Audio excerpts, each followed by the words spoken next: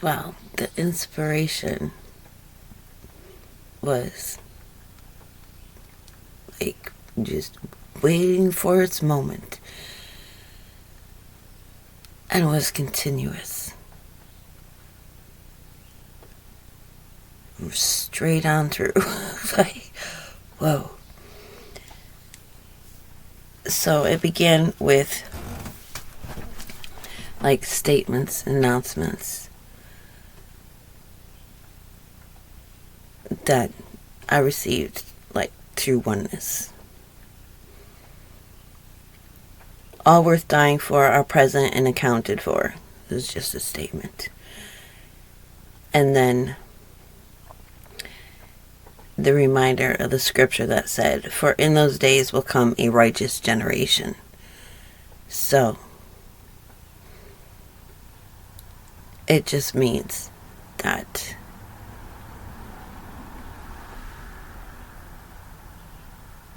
the harvest is full. We've come to maturity. We have reached that last generation. What I sensed going on in me was an introduction of different personalities that I have met. People that I might think of from my recent past. And then straight on through, like way back to my family and stuff like that, who I haven't interacted with for years. And there's a separating of those I will no longer have to deal with, and those that may come up in the future, but none of which I felt anxiety over or thought that I would be challenged by. So I don't know what manner they're going to come up. Maybe there are secret little hidden places in me still attached to some concept associated with them. I don't know. But that was going on. And then the statement, the sun, the moon, the stars, they are all ours. So that would mean those who are in alignment with Yahuwah's will, in covenant, in contracts, in Torah.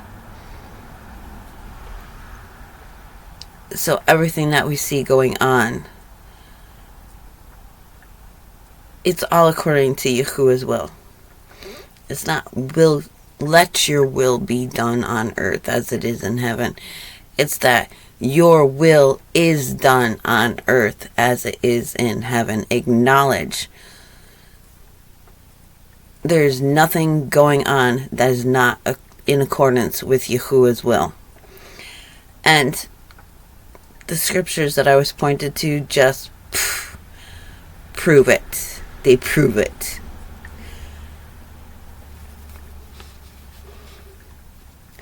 So that's when I got the connection, that heaven is God's throne, earth is his footstool, and, rest until I make all of my enemies, all of your enemies, your footstool. And we look around, and it's like a thing. It's a whole realm of study. People find the connections. During the mud flood, when it flooded, the giants, their feet got stuck in the mud. And so they were upright when they died. And the heavier metals sunk down in their body, down in their veins. So all that gold and everything. And that's why you find gold in veins. Because that's where it settled when the bodies that died fell, because it settled down in their veins. So literally the bodies of Yahuwah's enemies become his footstool, and he grows beautiful things from them.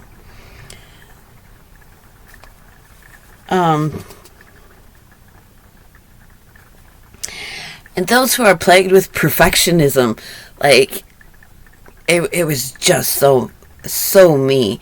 Now I've become tempered, where I learned cleaning houses of hoarders. My idea of perfection is not their idea of perfection. My idea of clean is not their idea of clean. Like, sweep and mop the pathways between their mounds of stuff, but don't move a single thing. Because a hoarder, it may look like piles and piles of stuff that you and I may have long forgotten we had or was there, but they don't. They will know where that little itty bitty bit left in a bottle of spray cleaner is in some other building that they never go into anymore. They will know. Oh, there's cleaner there. Like, how? Oh, you've got, a stockpile of full bottles here, but you remember with that one little last thing. Yes, they do. Yes, they do. If you're gonna dust, you pick something up and you set it down exactly where it was, as if it never moved. I learned, and it was given to me to understand. Those are the people that are of a priestly nature. Those are the ones who will know. Don't touch that. Do not light that with that. Just the people who drive you crazy, that's the wrong texture. That's the wrong color.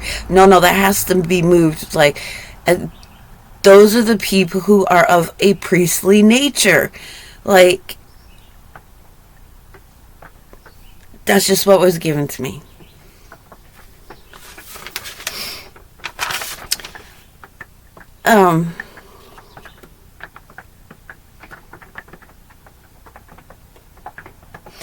So this parade of personalities, like last spring, it was, for several days ongoing because it was everything going on in my community. Now I've been isolated for the past year, and the number of personalities that I interact is with fewer. But it'll still be like, I know that spirits are passing through like a parade from around the world. Okay, you cannot mistake when, like, the Scottish and Irish personalities start marching through to get their tidbits of understanding, get their discipline, through, my experiences, being exposed to my nature, my personality, everything that I learned and everything like that. Like, they absorb it and go, okay, we gotta change this one. They go marching on. And then, the Asian, the Arab, all Australia, like just a whole host of personalities. And that's only gonna happen, thankfully, now at limited times. I'm not gonna have to resort to being like one of those crazy people on the street, talking and shouting to themselves or anything. I haven't resorted to that yet, and I'm glad that that's not what I'm going to be.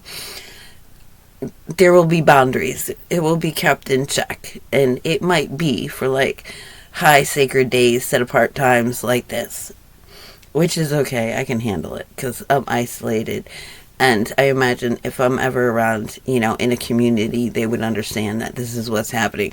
You, priestess in the temple, you just don't even know. You don't even care. Like, weird sounds coming out of there. Okay, I don't make weird sounds, but I'm just saying, And then, the whoppers of synchronicity. Now, the reason that we do not see aliens, extraterrestrials, angels, demons, men of different looks, like lion faces, dog faces, big hairy faces,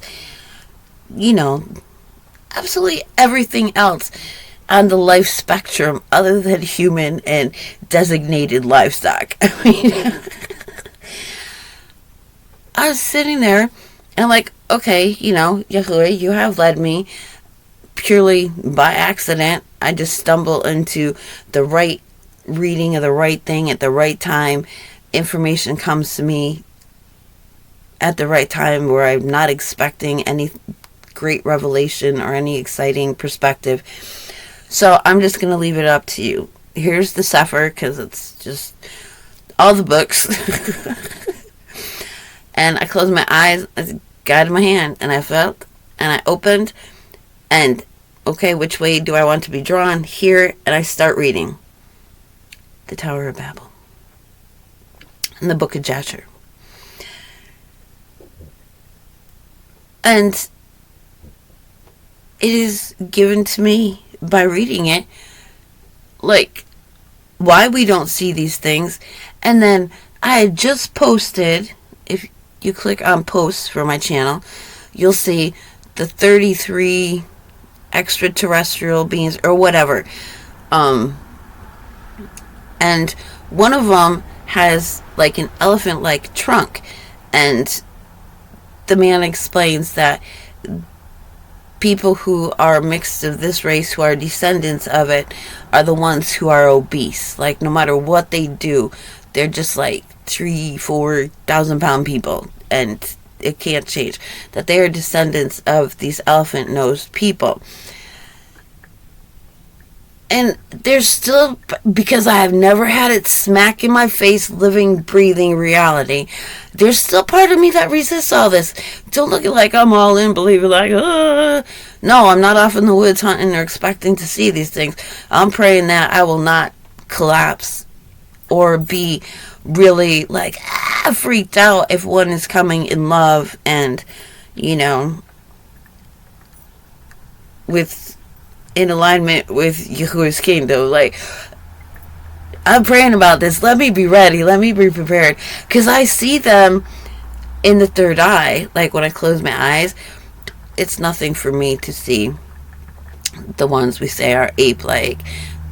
The dog-faced ones, like, just waiting, and then their eyes turn white. And then they, you know, go off. Like, they received what they needed to receive, and they're gone. And I've been guided by ones with the white hair and given understanding of how some are enslaved by those entities that feed off our fear, deluge. That some of the brown ones are used to terrorize people, and then hidden above them are the ones feeding off that terror, off that fear. And the one who is teaching me with the white hair just, be gone, like his voice roared like, whoa, they all scattered, and the woman who was being terrorized was left alone.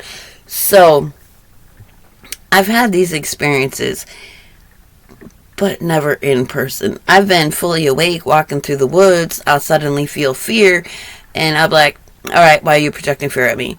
Well, because we want you to leave, because we can't do things to these people that we want to do with you here.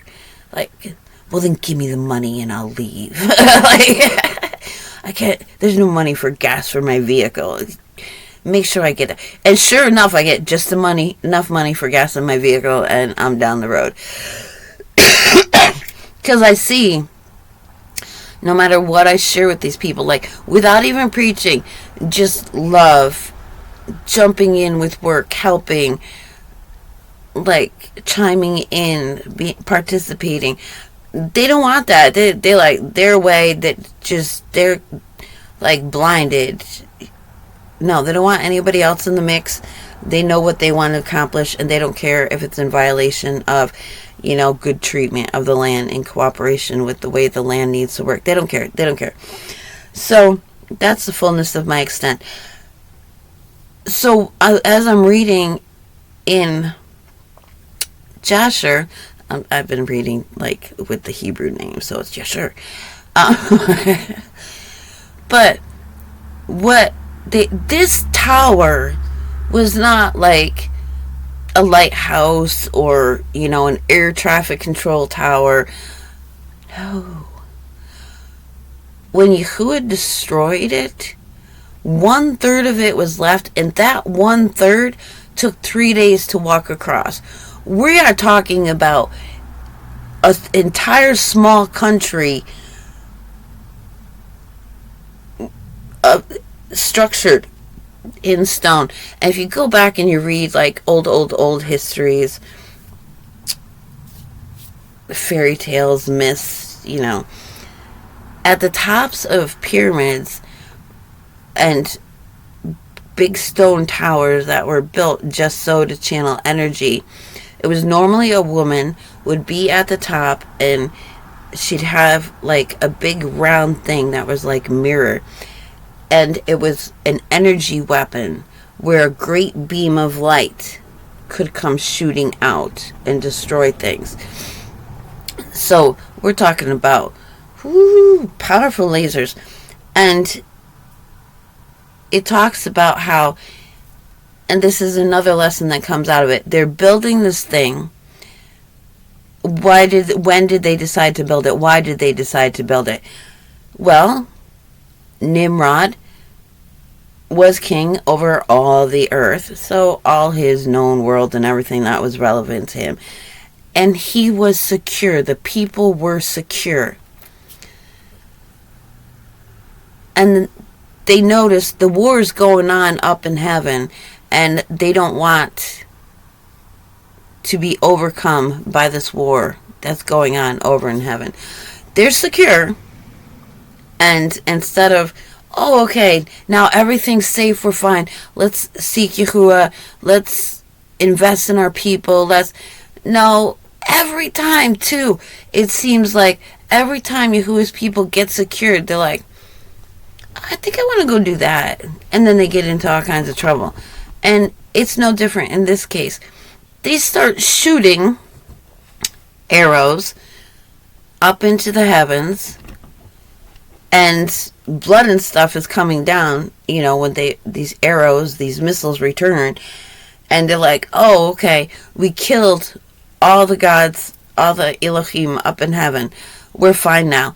So Yahuwah just said, if that's what they want to believe, then okay. So now mankind's eyes are veiled from everything but themselves and designated animal life. That's all they can see. Hence the veil. Why we do not see and understand when we are interacting with these other entities. So, number one, we are veiled to their existence for that reason. It's what mankind wanted to believe. Yahuwah just said, okay, let them continue believing that. Blinders, blind them all. Number two, what do we do when we have everything that we need and we're secure? It's like, I've been told to know the nature of a person. How do they behave when they don't get their way? But it's brought to my attention, how do people behave when they get their way? When they're absolutely secure, they have everything that they need, and they're at peace. Me, that's the only time I'm looking for Yahuwah. I'm an atheist in a foxhole. I'm like, I have done something wrong. How can I make it right? How am I going to survive this? Because obviously there is no God on my side. But when I get settled, then I know that there's a God. And I start seeking the truth. And the truth leads me to Yahuwah. Like, that's my nature. It's just who I am. And I'm like the type that is always, I come across people and they'll have everything that they'll need, and we'll all get it together. I'm like, oh, are you relieved? I'm expecting a good mood because I'm in a good mood, and they're just still not happy. And I'm like, okay, bye.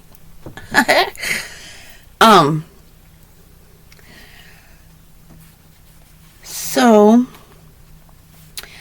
that is another part. So the whole third, why there was a third left, the destruction, where the third fits in. So there were 1/3 of the people, I wrote it down, the intentions according to the... So 1/3 wanted to ascend to heaven and fight against Yahuwah himself. A second third wanted to ascend to heaven and place their own Elohim there and serve them. So they wanted to choose who they would serve. And the third wanted to ascend to heaven, smite Yahuwah with bows and spears.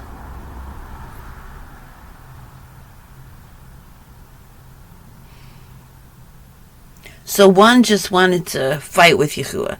The other one wanted to just, smite him, kill him. One wanted to fight. One just wanted to choose who they would serve. And the last third, they wanted to smite him, do away with, like,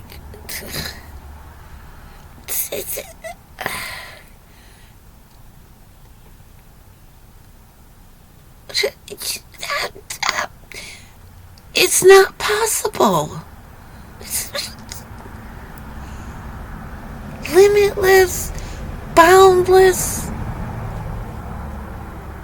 Had to make room within that oneself. Just you're a little smite inside a little black hole in unlimited form. And you can smite that big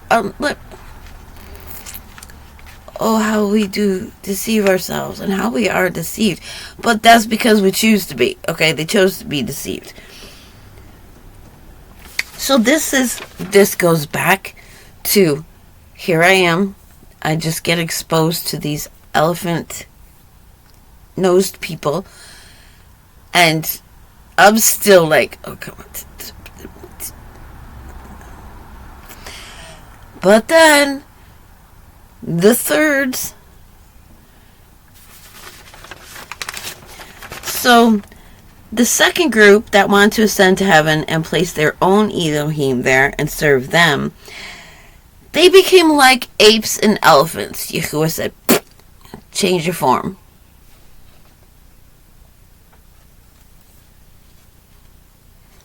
Witnesses to elephant-faced people, Yahuwah says, it's recorded, Yahuwah made elephant-faced people as punishment. The ones who want to ascend to heaven and smite Yahuwah completely, they were killed by their neighbors' hands. And the first ones that just wanted to ascend to heaven and fight against Yahuwah, they were scattered throughout the earth. Now these people, while they were building it,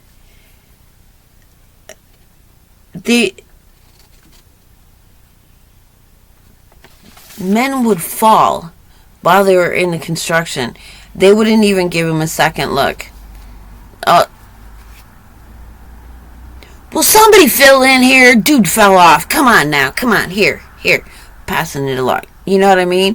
They just didn't even notice when one another died. That's how focused and intent on it they were. Will, what the hell am I sharpening? Ah, damn it, dude fell. Kick his body aside. Get the fuck out of my way. Keep building. So when Yahuwah confused their languages, like they would be like, okay, I want stone, and they'd go to a person who was living nearby. This isn't the stone I wanted. Smack them. That'd be like somebody driving into, pulling up on your yard, walking up. I need a car. What the hell? I don't want, this isn't the car I wanted, and running you over with your own car. You're like, this is what was going on. So that's how they end up, the types of ways they ended up killing one another. And again, the earth opened up, swallowed a third of the tower. A third of the tower was taken by fire, and then the remnant third, like echoing, a third of the people were left, a third of the tower is left, and that third of the tower is what takes 3 days to walk across.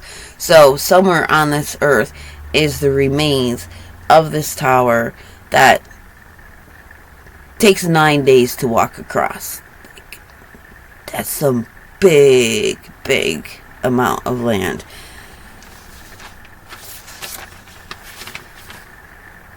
Okay.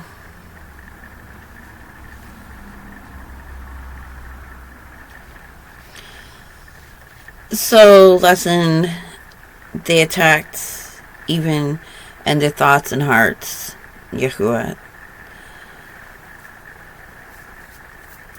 And when it came to, well, why are they like so resistant to this war going on up ahead? I could imagine it's like that movie. I never watched the whole thing, but an Aboriginal man living out, on the African Sahara who doesn't have exposure to Western civilization. Airplane goes flying overhead and a Coke bottle drops down. Like, the gods must be crazy. What? You can imagine stuff from the war up in the heavens was falling to earth, and like, you just squashed George, man. Like, here goes my favorite goat. What is with you people up there? We need to stop this? This war is this is not good. But then it popped into my head Osho's quote about how a man of peace is a pool of silence. He is not against war, for he understands why war exists, and to be against war is to be at war with war. So they went to war with war, is basically why Yahuwah brought that to me. And I so yearned to experience, to understand, to be able to embody what that sort of peace meant. And as I did, I came to understand that no matter how peaceful you are, in a culture, in a world where people believe, because they're paranoid, if you're not for me, you're against me, you can't exist in peace, live and let live, stay in your own lane and they'll stay in their... No, they cannot have you in your own lane because they don't trust anybody who's staying. You will become entangled with me, or I will be suspicious of you, and I will have to be rid of you because I cannot trust you. That's the way that it is. And then it was later that I read that is the rest of Osho's quote about a man of peace. That he understands a man of peace is always at war, where it is believed if you are not for me, you are against me. So that was just the lesson and understanding that came through concerning them. Like, because my first question is, they don't want any part of a war. Why wouldn't they want any part of a war? Well, your friend's name is at stake. If Yahuwah, you love Yahuwah, you're going to take his side no matter what. So we have that. And Yahuwah is at war. And we are all within Yahuwah's being. Like, we're a part of the war. We can't be against the war. We cannot be running and avoiding the war. We have to do our part, even if it's just standing our ground and saying, nah, Yahuwah is right. There is no other that can possibly open itself up, create all of us in here, let us be birthed in this space, preserve that space, have absolute control and influence over absolutely everything in that space, and be the one who can say that they are El Shaddai, the one who said stop. All boundaries are in his hands, all of them, without exception.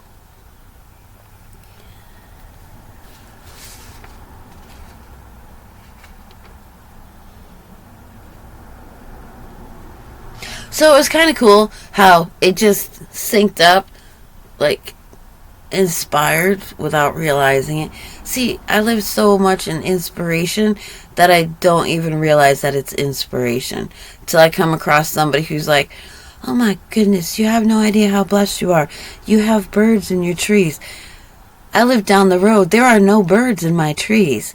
Like, I really don't know how inspired I am until I see the contrast of it. But I had made up my little area, and I've got one candle with 2 wicks in the candle holder, and then I have a single candle holder with a single candle in it, and I'm getting ready for the Sabbath and solstice. And I read that they observed the solstice, with light, representing the wisdom, love, and justice, and the passing of spirit from one to others, without their own diminishing. And it just occurs to me, one candle for wisdom, and wisdom ignites discernment in love and discernment in judgment, and the 3 of them together make for perfect understanding and a walk in the ways of Yahuwah. I was like, that is so beautiful. And that was just given to me. That's just how it played out. This is how I have to I have to bring these things to my own awareness so that I understand just how much I am inspired. And that came to me this morning too, like, oh, that's not inspired word, that's not inspired. If I'm reading it and Yahuwah's Spirit is using it, that word, that written word at that time is inspired, full of inspiration, motivation. It is Yahuwah's Spirit that is highlighting, taking the blinders off my eyes, the scales off my eyes, so that I can perceive the message being conveyed through this. So I don't care, some stupid romance novel, somebody, and I'm just like, what is this? Because the covers are ripped off, and I start reading it, and something strike me like, wow, close that. That was word inspired of Yahuwah at that time. I'm not, romance are very abuse orientated. There's always conflict, and then love. The Paleolithic ones, he comes, he destroys her entire tribe, smashes her baby, and because she's milking, she can nurse his son whose mother died, and she falls in love with him and becomes, his most devout defender and protector. Like, it's all, he kisses her against her will, and she hates him, and they struggle, and then they fall in love. Like, it's all abuse. I can't even believe domestic violence shelters. I worked as a domestic violence advocate. I had to make use of domestic violence shelters, and in every one of them, the most donated book, the reading material on hand, was romance novels. Not self-awareness, not self-improvement, nothing nope, it was all romance novels. It was astounding that this material was what they were putting in there to perpetuate the cycle of these women in abuse. No wonder they go back on average 7 times, okay? Yeah, I'd leave him. I'd never go back, but I'd find one that was abusive in a different way, and I'd slowly stocking up on the red flags, put them in my bag, like, yeah, that matches right. And then I'd fall until I fall for, like, the most dangerous one, because he believed he could get away with it because he arranged accidents in the home. They're out there, man. They're out there. And they usually get possessed by wicked spirits. I'm just saying, And I don't know why, but I'm sitting there, like, honey is probably a nice, softer alcohol. It's made from bees, so like mead. Whereas grapes, you're destroying the offspring with the food needed to sustain them. Where honey, bees make themselves, and they make overwhelming amounts of honey. There is enough to spare. So if you were to make honey, like if there was an alcohol that would be most in alignment, I would think that mead would be it. And I'm not saying like this is, I don't know why these things just come across me.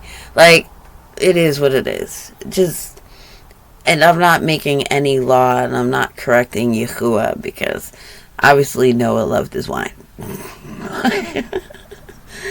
And Yahuwah did not hold it against him. That's another thing. Reading through Joshua and Ezra and all these, we're given a brief. Abraham was taken out of Babylon to, slice off a piece of his flesh and start obeying all these laws. No, Abraham was a part of Noah's household for a while. Like, these people are all, he had a whole history with Yahuwah before that. And like I had commented, this historical analyst going over the Dead Sea Scrolls, who is a Christian, a believer, and he says, he doesn't believe Jubilees was inspired. And I didn't say Jubilees was inspired. I just said in the book of Jubilees, because he asked, I don't know what merit Abraham was chosen by, like why God chose him. And I was like, I read that in the book of Jubilees.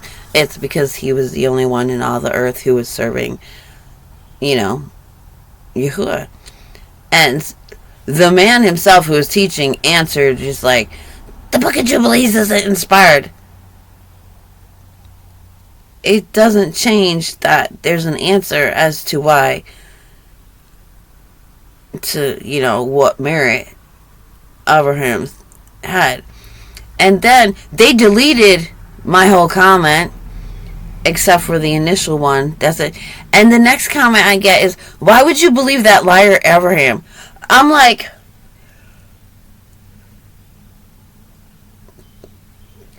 that is an ancient, like, demonic spirit coming through there, because number one, they're acknowledging Abraham is real. And obviously they're an enemy. Like, I just put, just the pure nature of your question, I do not need to answer, because I know you're just there to detract, take away. Like, this stuff is real, man. But it's our response. Like, if we're just like, don't even, then we pass the test. We're just, no more questioning, no more self-doubt, no more distrust, disbelief that I am being inspired and led by Yahuwah. Names. That was the next big thing. So, I'm just trying. I opened up, I'm just going to say it's Ezra.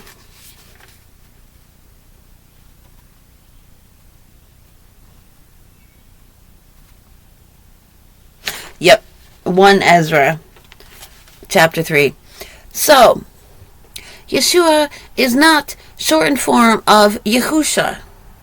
You will see there are those that are aware that Jesus is not the man, this is not the name by which we want to be doing anything. But they'll use Yeshua. And they'll say, it's a shortened version of Yahusha. It's okay. I just use Yeshua. And you see that through their ministry, they start out devout with all these profound insights and understandings. And then they are slowly corrupted as they gain more of a following and say Yeshua instead of Yahusha. Now, how do I know the difference? Clear as day. I get done reading that account in Yasher, and I'm like, okay, Yahuwah, what's next? And my eye kept getting drawn to Ezra. I'm like, Susanna, I'm over Ezra. Okay, I'm going with Ezra. The name of the man given to build the altar for the restoration of the temple in Jerusalem, when they're allowed to return from exile. His name is Yahusha. And one of the men who's working with him was Yeshua. We all know, who have been studying and who have an understanding, that everything from the first expressions before the renewal in Yahusha, everything then was an enactment of what would happen with the renewal of the covenant and Yahusha. The return, the rebuilding of the temple, the one to make the altar, his name was Yahusha. And, as we've discovered through studying elsewhere, the first feast that they were celebrating with the restoration, with these sacrifices on this new altar, was Sukkot. Yeah.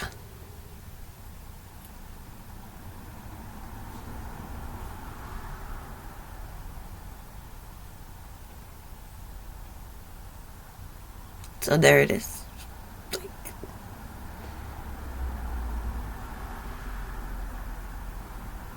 So there will be no settling for me with Yeshua.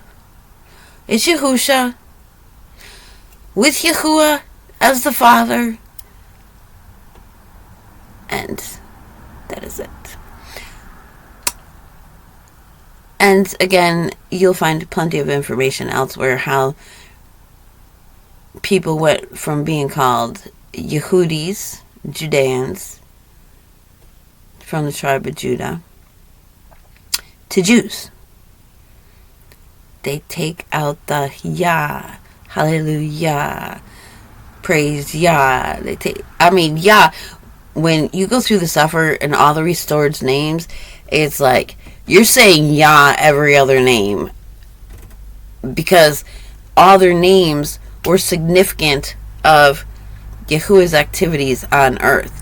You know, one is named because, that's the generation, that is the time that the angels fell from heaven. And so the kid's name is associated with that. Yahuwah has blessed me. Yahuwah has saved us. The children's names, everybody named their children with what was going on, you know? Like, your child, that was the year 2025. That's the year that the signs were seen in the sky. So your child's name would be a reflection. That's what it would mean, basically. That child is representative of the year that the signs began to appear in the sky. That would be this year. Like, for significance. And nobody's recognized them because mankind didn't want to know.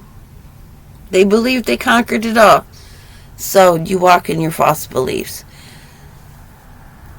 And me, I gotta get used to very larger than me, faster, quicker, more capable of far more things than me, and stand up to them. Like, as a person, not in terror. That's what I mean. Like, stand before them. Not like crumble in terror, run, flee, cry, poop my pants, wet them. I've had 6 children. I'm most likely to wet something. If we're going to be honest, really. Okay. But they can tone their energy down too. They can be nice. I'm sure of it. So was there anything else that really stood out? Oh. And I received the suggestion that when we start observing the calendar, as Yahuwah gave it to Enoch to be remembered. And as it was remembered before corrupt people got in there, we come into alignment with absolutely everything else in the cosmos that is observing that calendar. And so we come into alignment with what we might call parallel realities. So you see this phenomena where people are driving down the highway and there's an actual line, like a wall, where it's raining on one side and not on the other.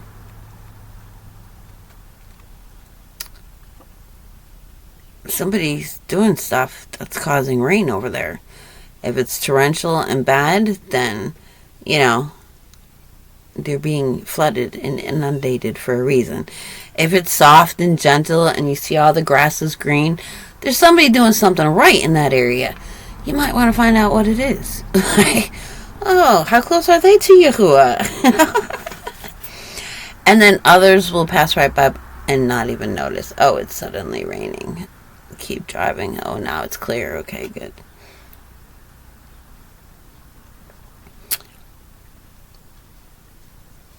That movie, Brigadoon, always stuck in my head from the time I was a child. Just the wonder of it. And people who don't know who that is, you can look it up. The one that usually pops up first is not the version that I saw when I was young. But basically, a plague was coming. It was killing everybody. A priest loved his town so much. He prayed that God would protect them.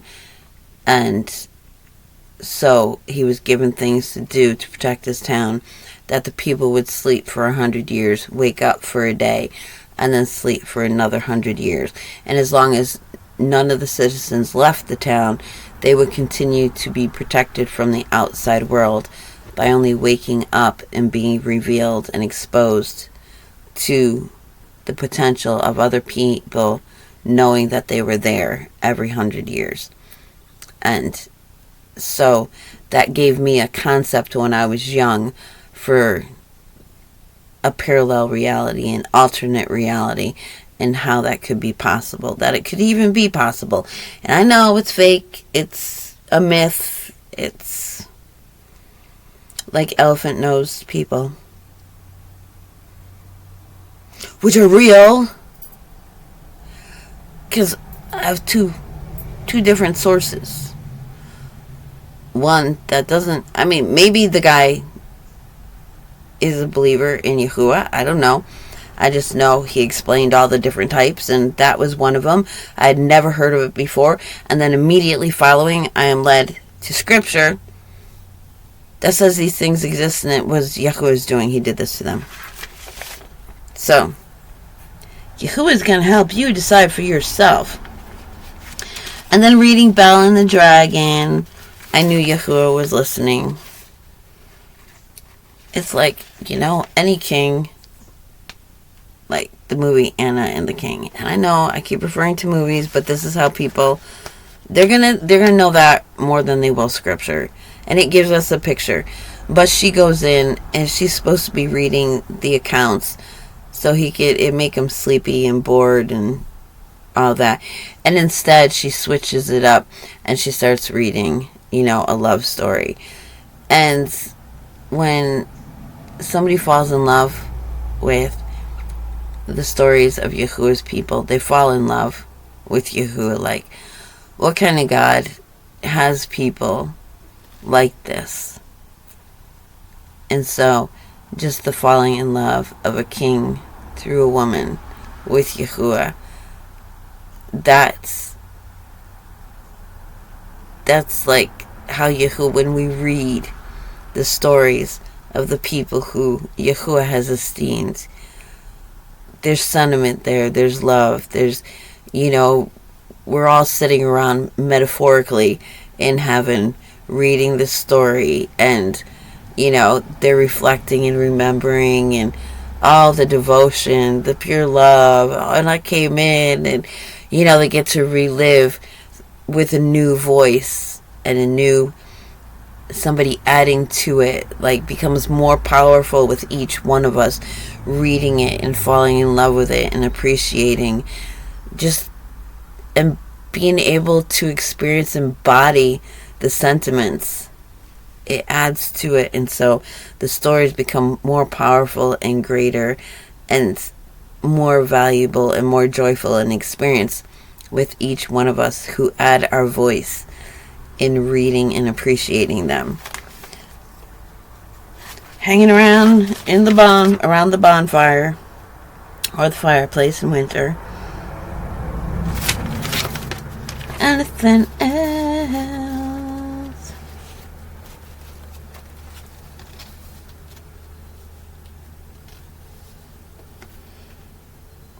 Yeah, I was led to believe Sukkot was everybody went out in the fields and they made their tabernacles out of tree limbs and everything. So they're lean-tos, they're little shelters. No, sometimes they did it on the rooftop. So if people are limited with mobility like me, I could pop a tent next to the camper and do that. Although I'm basically in a tabernacle every single day. This is not a house, a home. I'm spending years tabernacling. I'm in perpetual Sukkot.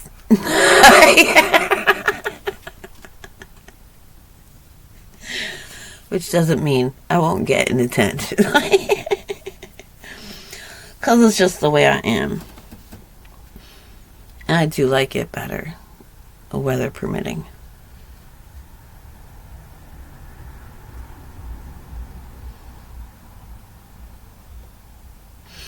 Oh, and it wasn't just Adam and Eve who ate of the fruit of the tree of knowledge and good and evil. It was, if you go back and start reading at the beginning of Yasher, all the children ate of it.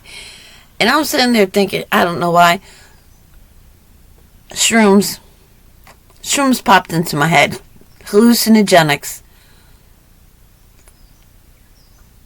That's what opens the mind to all the other realms that are not normal for human beings. Our body does make chemicals that do open that realm for us at certain times and to certain degrees, but not full blood. Boom! Poof. It's filling your mind and taking possession of you. And a tree is a mushroom looks like a tree to me. Sure. And canopy. I'm just saying, I don't know. I'm not, but it popped into, I'm in a totally inspired state, and this is what comes up. And why would I even be thinking? I'm just like, well, that would be mushrooms. Duh. Why couldn't anybody else?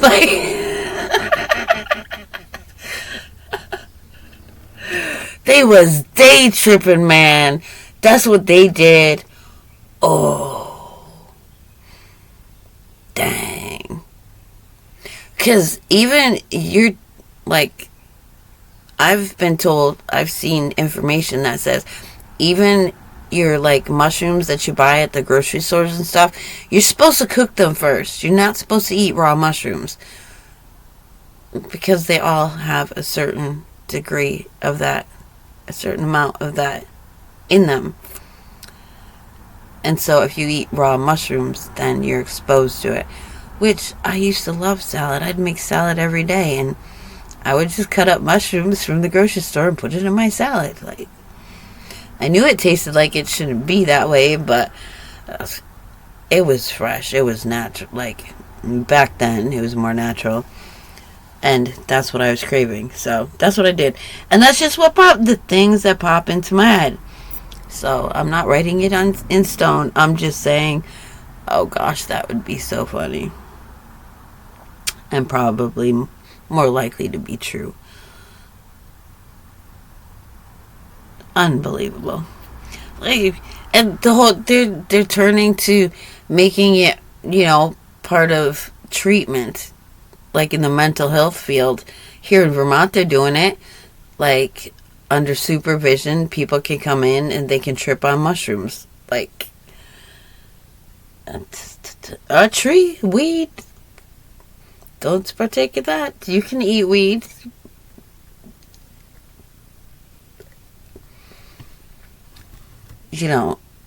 I'm not saying certain brownies didn't help me through shingles, that nerve pain. Like, I'm not saying that. What I'm saying is that could have been the tree of good and evil. I don't know, because we weren't supposed to be in those other realms. We weren't trained to be up in those heavens and in those dark places. So, just saying that might be a thing.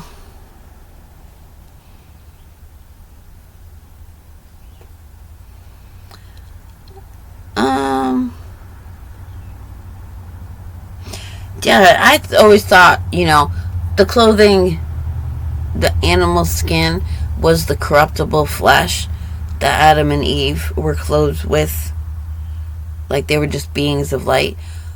But according to the book of Yasher, those clothes, when they died, were passed on down, and that's how Nimrod got them, and they gave him power and strength. I knew the clothes were made as a protection for them, so they had to have, like, qualities that could protect them from what else was there that would be a threat. The angelics, okay? Those that were not made from the dust of the earth. They're still men. They're all called men.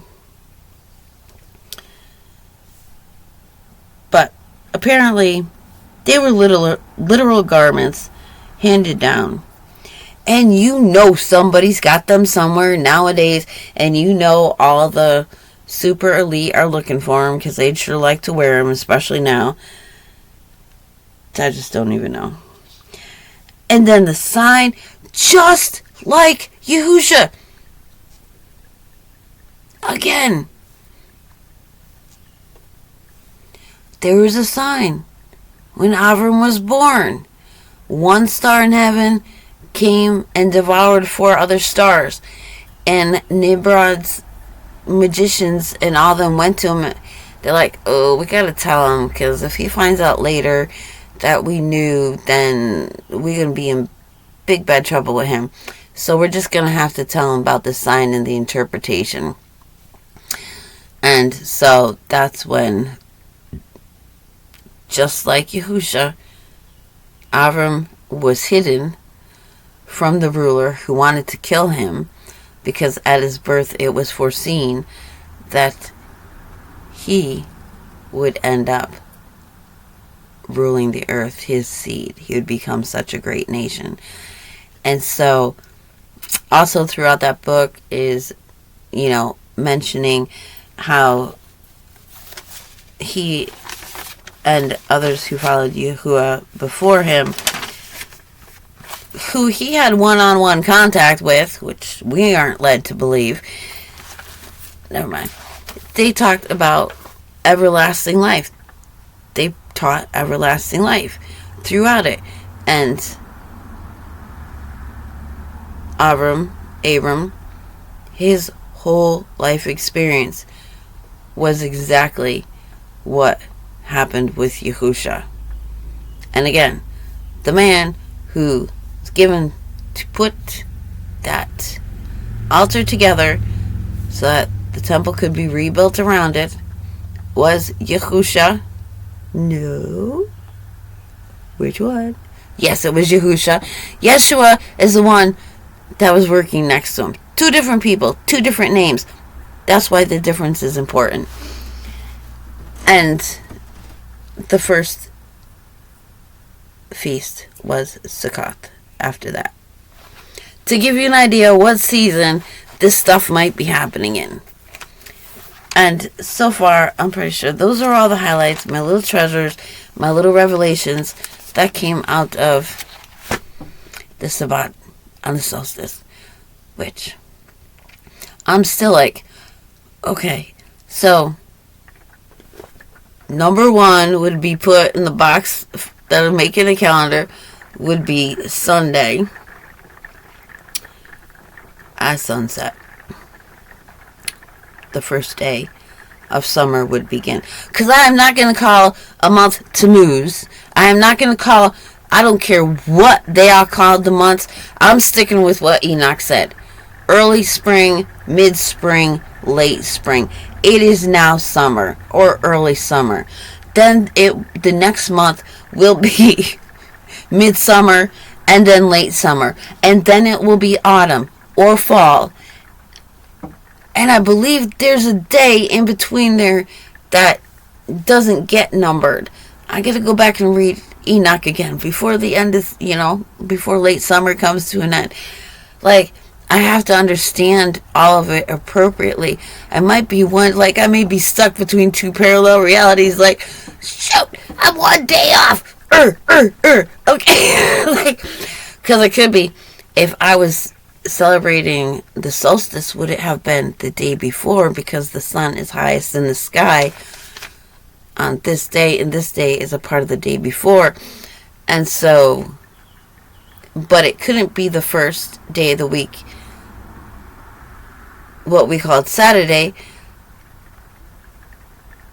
because that's the last day of the week according to Gregorian calendar, when the Sabbath was. But what it's a Sabbath according to the wrong calendar, then do you see what I mean? That's right. I would be determining the Sabbaths.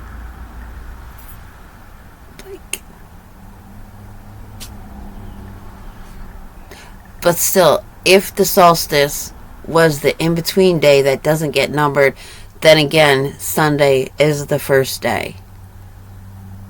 And then that would make, in alignment with this even modern day, the seventh day would still be sundown Friday to sundown Saturday. No. Do you see what I mean?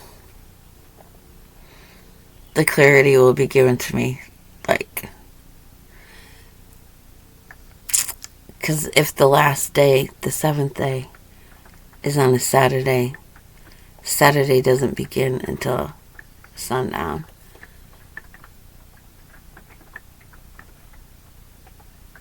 On Saturday.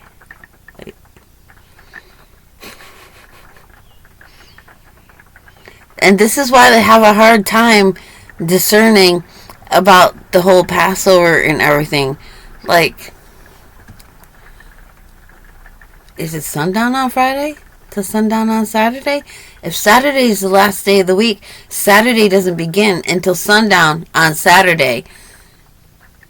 Until sundown on Sunday. And then Sunday is from sundown on Sunday to sundown on Monday. Oh, bloody hell.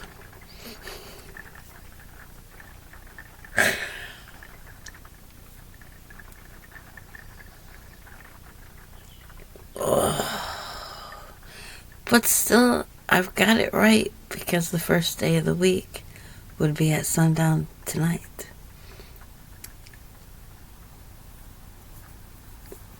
No, because that would have been, I don't know. Oh, I have number one on the calendar marking today. The solstice was yesterday. So, I'm just going to have to trust in this. Okay, I'm sorry. I'm consuming your time with my questioning. But maybe something's coming through you. I don't know. Join me in this journey of a wonder. Oh, bad. Worldly songs. You don't know what kind of energy is attached with them. And again, as soon as it starts to get dark, and that time of inspiration, it's like all the arguments against it come in, like all the questioning and challengings, and these beings can tweak parts of your body, send energy waves. Don't forget, they suddenly you're feeling horny and you don't know why. Oh man, they think of sex every 3 seconds or whatever. Like, energy pulse. Maybe. Like, we just don't know. But they can, and so all of a sudden, like, I ain't thought about that in a long time. What you trying to do to me? Like, it's not you because you're just not in the pattern. And so all their old tricks and challenges and stuff just fade to nothing. They're nothing. But still, it's troubling. Like, and like, oh my God, your spirit's leaving me. Why are you letting this come upon me? Because, girl, you can handle it. Show them. Gatekeepers, right? Oh, okay, gatekeeper. No, that don't work on me. No, that don't work on me. That don't work on me. Okay, you can pass go. This girl, she's okay to pass go. She's not going to mess this up. Like, she's not bringing that trash with her. Like, okay, good, thank you. Gatekeepers. Now I remember. Yay.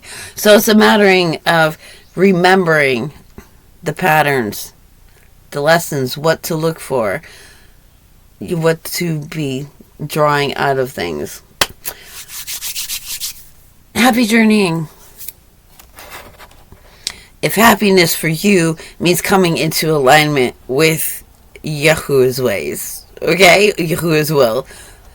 Have that kind of journey, even if it's painful. I'm sorry you're going through it. I have been through it. If you watch my other videos, I have been through it. So I know. I don't say that glibly. You are loved.